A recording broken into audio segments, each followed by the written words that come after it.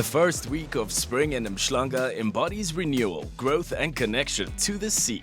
A reminder that life here is guided as much by the rhythms of nature as it is by modern development.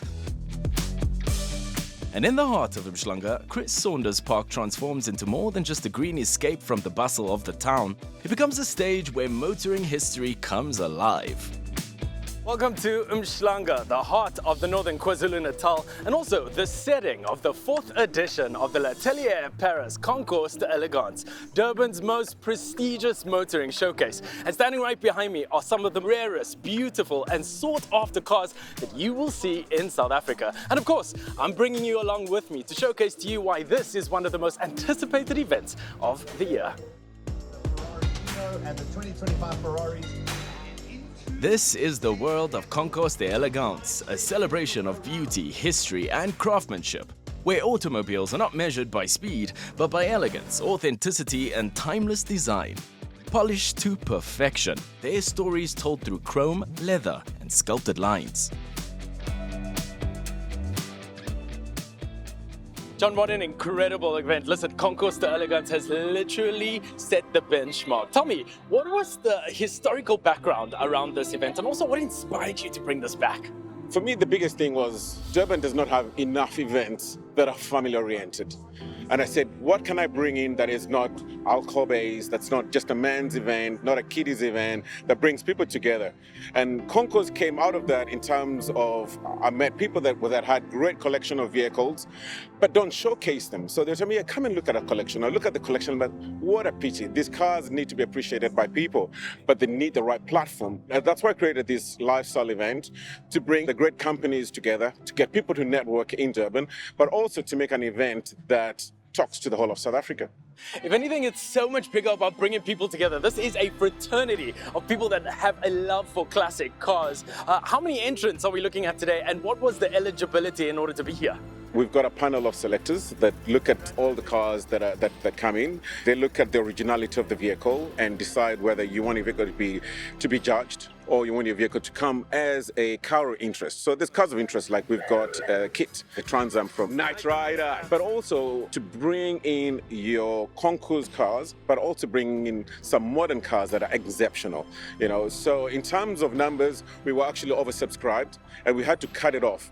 See, most concourses, especially in Europe, like Villa d'Est, the London Concours, they cap it at 60. So we said we're going to use the same formula. This year we had over 75, but then we trimmed it down to about 65. What started out as a car show moved into a lifestyle event. What inspired you to do that? And also, how has the transformation been for you personally as an event organizer? You've got to rely on people that help you. And we're talking about volunteers that came in and said, we believe in this dream. I've got sponsors involved and partners involved. When you've got people that believe in a dream, and you work together, then you can be able to create something exceptional. And this year, I think, has been one of the best, especially coming out of COVID. We started Concours in 2018, and after COVID, it was so difficult to get it back and get the crowds back and get people back. And for me, today, my biggest joy is to see people having champagne at the bar, having beautiful coffee from a caravan. For me, that is the culmination of this whole, what we call a car show, into a lifestyle event, and also to get Durbanites to dress.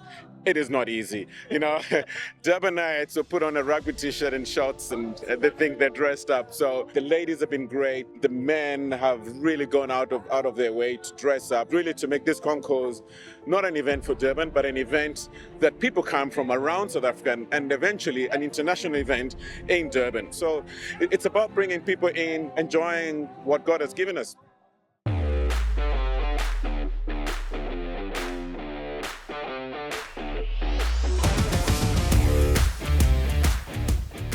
Brandon, such an incredible 1974 Cadillac sedan DeVille. And look, these machineries have such incredible restoration stories. What is the most challenging and rewarding part about bringing this incredible piece back to life? It's an American car, right? And when you're not in America, then trying to get parts for it isn't that easy.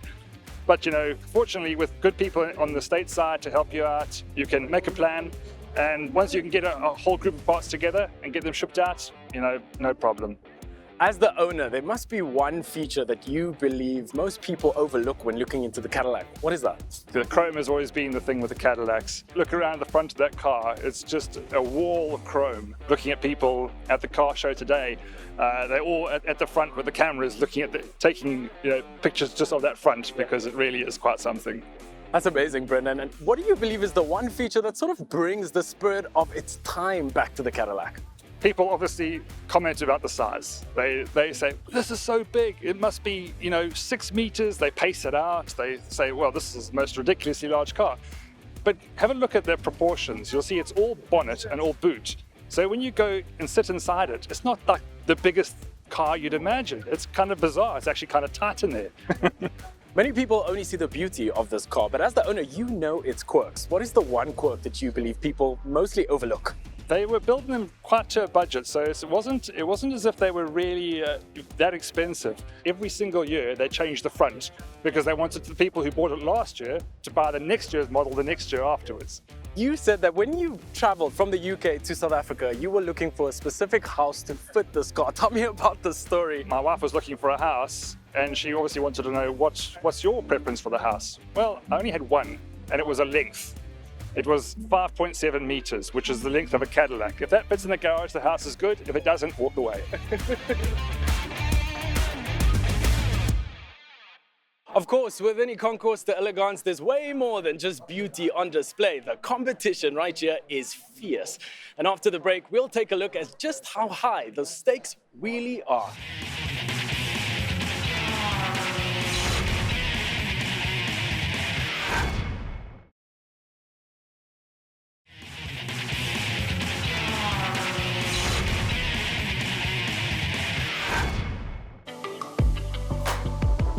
While classic cars like Ferraris and Jaguars are crowd pleasers, there were also a few novel cars on display at this year's Concours d'Elegance in Durban.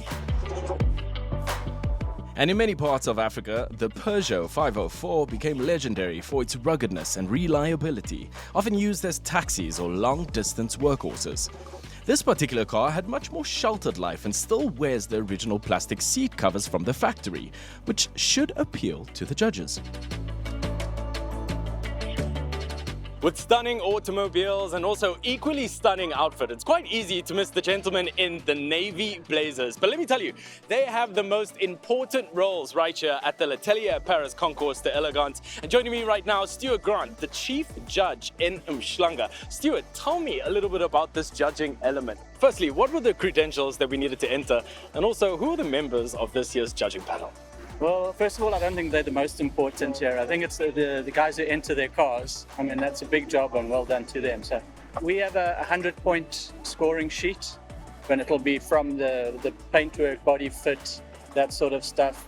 We don't do originality as such. We do period correctness because otherwise we need to have an expert in every mark that's here to know that the carpet pile is wrong.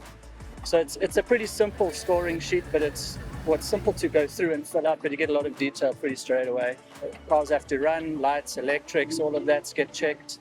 There are factors like elegance or style or boom, like that's where like the 504 is something that's difficult because it doesn't have that like show car, but then it's got the backup story, which we also bring in. So it's pretty general and it's up to the four of us who are judging. Just a bunch of guys, we like the event, we like the cars. Most of us spend our days looking at cars, so it's pretty easy to quickly pick up what's right and wrong with the stuff. From what I believe and what John cleared up previously is that we had a number of entrants. How do you believe that this event is going, number one? And also, how do you feel about the new categories coming up for the car enthusiasts? More than 50% of the cars here were judged. So I don't know how many. I mean, if we take it about 10 minutes per car, it's 6-something hours. So it's getting quite tight on that. We'll have to bulk up the judging thing. The venue's awesome. Space is obviously limited. We'll have to bring more landies in so they can take the uphill. So it's growing and I don't know if it'll grow out of this space, but there's something else John will find. He's amazing at finding places and that. But for now, it's really one of the best events. It's got that relaxed, that competitive all-in-one. Stuart, as the chief judge, there must be something specific that you were looking for the overall winner, right? Well, cleanliness is a big one. And then the condition of the panel fit and all of that sort of stuff. Those are the two main things. And then the wow factor does come into it, it obviously will. But like I said, the wow can be the ownership story rather than just the exoticness of it. But yeah, it's all around. It's like the upholstery, the tears, or is the grain look right? Does the piping look like it's from a morphal's couch, or is it from like the right diameter piping? So it's quite in depth. The carpet, the loops on a carpet, the automotive carpet has a different look to household carpet. You can see when the guys have mixed it up a bit, So it's all round. We look a lot. Presenting the Ford Model A, the car that defined an era blending style and utility. What an amazing model, and honestly, it's exactly what we are here for. People that are enthusiasts about classic car fraternity. Tell me, what inspired you to get this model, and is there an incredible story behind it? Quite a little tale. The car originally was I believe it was a Spanish embassy bloke. Bought two of them, one for his wife and one for himself. And when he retired, he took it home to Europe. And then when he died, his son took it over and took it to Belgium. And then my son-in-law bought it in Belgium and took it to Ireland. And then my son-in-law came out to go farming in South Africa and brought it with him. And he wanted to sell it to buy cows. So I bought it off him for his cows. So there is the example of a good cow. But it blew up when I first got it, so I had to strip it right down and rebuild it again. It doesn't take skill, it just takes time. Congratulations on being the category winner today in your specific category. Tell me, what is the build-up making sure that this model was showing up here today? Having the stupidity to buy it in the first place. There's nothing intelligent about it at all. It's making a mistake and then working hard to make it good. There were so many of these built, I think that originally there were millions probably, but not so many in the right-hand drive. So in that respect, it's a bit unusual. Like myself, it's the more elderly that appreciate it. And if you run into trouble, it's generally speaking those that will come and help. The others seem to drive past and keep their nose out of it. But I've had very good response from everywhere I've gone with the car. It has given me a lot of pleasure. They're difficult to drive next to the modern motor car, but you can get accustomed to that too. I think it's a good hobby. I'd recommend any bloke who had the time to have a go at this sort of thing. So how does it feel to be here? I mean, you won in your category. We have so many car enthusiasts showing up here today. How do you feel this event went? The actual display has been absolutely marvelous, and it's one of the best shows I've been to. Just like the Ford Model A democratized vehicle ownership in the 1920s, the Volkswagen Beetle made motorized transport accessible to millions of people worldwide. And after the break, we examine a customized example that's been a true labor of love.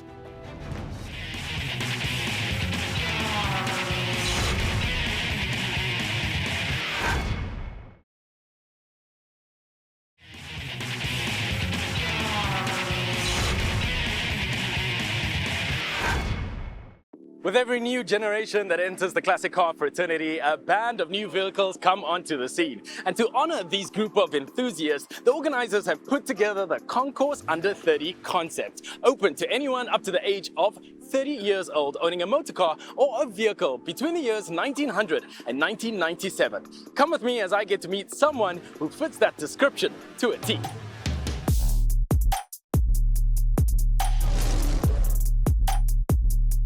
Jade, you have come through in the Concours Under 30 concept. Tell me, what inspired you to get into the classic car fraternity? Yeah, I don't think enough thought, but obviously a massive passion for the industry as a whole. So I think cars as a whole, I'm a huge Porsche fan.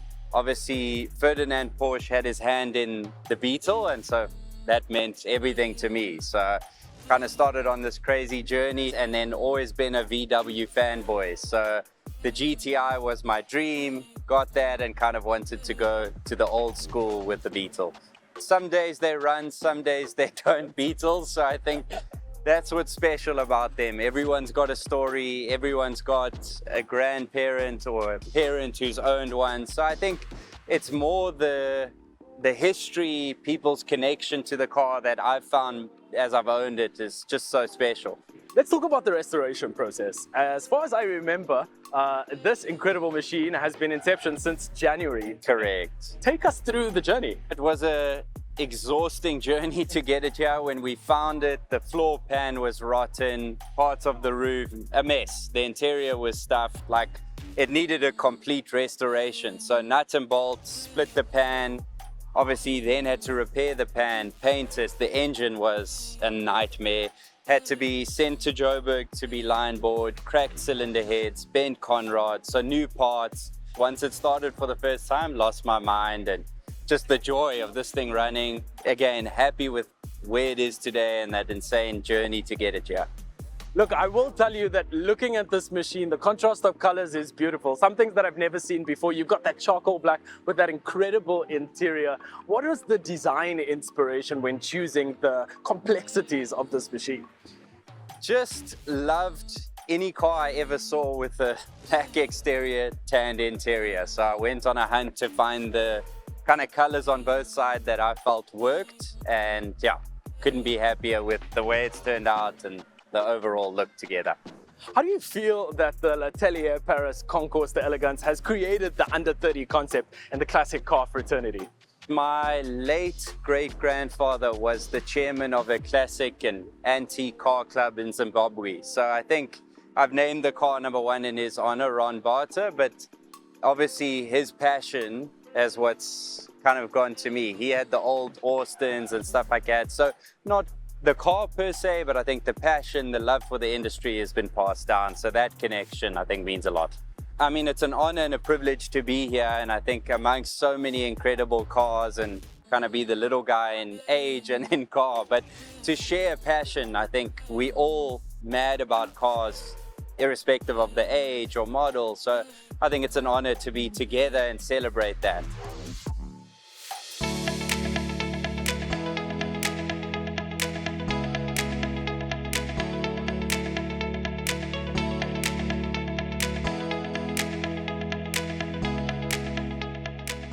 Ravi, we saw you at the Sun City Concours with the GT350. Tell me, you are pulling up right now in Durban with the GT500. What has the transformation been like for you? I believe that you've been really hands-on. The GT500, a lot of guys think it's an Eleanor, but it's not actually an Eleanor. It's a registered Shelby. If you look at the scoop of the bonnet, it's completely different from the Eleanor. The Eleanor has a high scoop, whereas this one's got the two scoops going in. Then if you look at the front lights as well, completely different from the Eleanor. It looks similar, but it's not an Eleanor. It is built in the States, under license from Carroll Shelby. There is about 3 in the country at this stage. You are known for Shelbys. What was the inspiration from the very beginning as to why you wanted this model specifically? The Shelby is very rare and it's the most valuable of the Mustangs. Normally to see the differences, you'll see the scoops on the side and it must say Shelby on the boot lid. Also, if you know the Shelbys or even the normal Mustangs, we have something similar to a birth certificate. It's called a Marchi report. It has the engine number, the VIN number, all these things. If you got a Marchi report or the birth certificate of the car, the value is extremely high. If anything that I've learned about you is that you are heavily involved in the restoration process with your own panel shop. Tell me about the journey about transforming every single one of your Shelbys. The most rewarding part is when you strip that car and you put it back together and you drive it for the first time on the road, it gives you that smile. And then when you come to the shows here and it puts a smile on everyone's face. This is such a classic event. Why do you believe motoring showcases are so important for our community? We want to get more youngsters involved in it. We are the guys that are a bit of the older generation. Eventually we will move these cars to someone else. And that's why if you look at this specific show, you got the under 30s. And when I spoke to John, the organizer, he said, no, he wants the under 30s in so they can get into those classic cars eventually.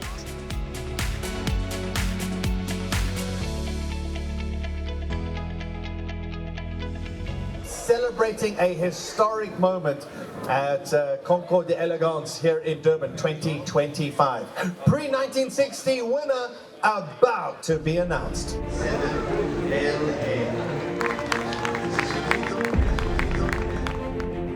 The 1957 Chevrolet Bel Air is an icon of American motoring, a symbol of post-war optimism wrapped in chrome and tail fins. With its distinctive dual rockets on the hood, sweeping side trim, and the powerful V8 under the bonnet, the 57 Bel Air wasn't just transportation. It was a statement of style and freedom. Right, ladies and gentlemen, that is the winner in the pre-1960 category. Big round of applause, Nico van Rooyen in his 1957 Bel Air, fully restored. Look at that absolute beauty. Prizes are awarded to different categories represented by every decade from pre-1930s right up to the early noughties. The Ferrari Dino, born as a tribute to Enzo's Ferrari's son, was Ferrari's first mid-engined road car, and this striking yellow example won the pre-1980s class. Finally, however, it was time to announce the winner. Best of show, bring it back up, Ravi Chetty and the Ford GT350. Your winner, the best in show! The Shelby GT350 wasn't built for comfort, it was built to win, and it did, dominating road courses and thrilling drivers with its raw, unfiltered power. Voted in as the popular choice by the spectators was the 1955 Jaguar XK140 fixed-head coupe. Put your hands together for Hans Kurzer! A true grand tourer that embodies speed and luxury. And that brings us to the end of the 4th edition of the L'Atelier Paris Concours d'Elegance. And look, I really hope that we quenched your appetite, and I also hope to see you guys in Umhlanga next year. Now, if you'll excuse me, I believe that there's a glass of champagne with my name on it.